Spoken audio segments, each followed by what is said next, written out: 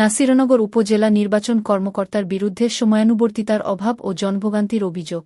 জি, অফিসটা নয়টা। আমি আসলে এখানে ঈদের আগের সপ্তাহে যোগদান করেছি নাসিরনগরে। এখানে আমার থাকার ব্যবস্থা এখনো হয়নি।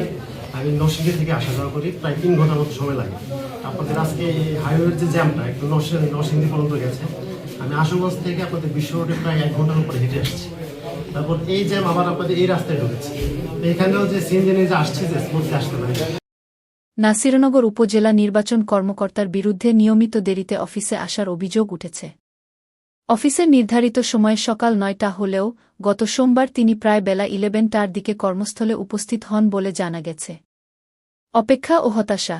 দূরদূরান্ত থেকে আসা সেবাপ্রত্যাশীরা সকাল থেকে অপেক্ষা করেও কর্মকর্তার দেখা না পেয়ে চরম ভোগান্তিতে পড়েন। জাতীয় পরিচয়পত্র সংশোধন বা অন্যান্য জরুরি কাজে আসা সাধারণ মানুষ সঠিক সময়ে সেবা না পেয়ে হতাশ হয়ে ফিরে যাচ্ছেন।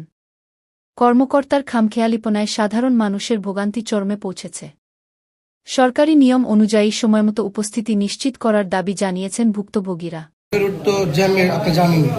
প্রতিনিয়তই আমাদের ভুক্তভোগী, তো ওইটা মাথায় রেখে আপনার অফিস টাইমে আসবেন না?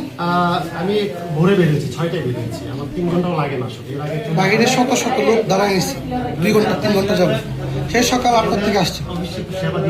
আপনি তো বললেন 6টায় বের হয়েছেন, ভালো কথা। তো আপনার বিষয়টা হচ্ছে আজকে আপনার জ্যাম ছিল, ধরে নিলাম আজকে জ্যাম ছিল। আমরা তো অনেক জায়গায় কথা বলছি, ঈদের পর একজন ভুক্তভোগী বলছে যে আপনাকে এসে পাই নাই, ঈদের ছুটিতে আপনি থাকেন নাই। এটা গেলে একটা বিষয়। 2 নম্বর, আপনি প্রায় দিনই 10টার পর অফিসে আসেন।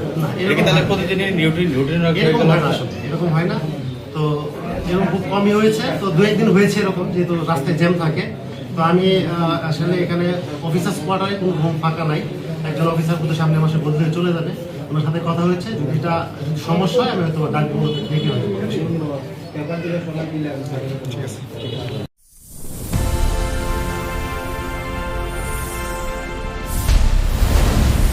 SK Mamoon Media 24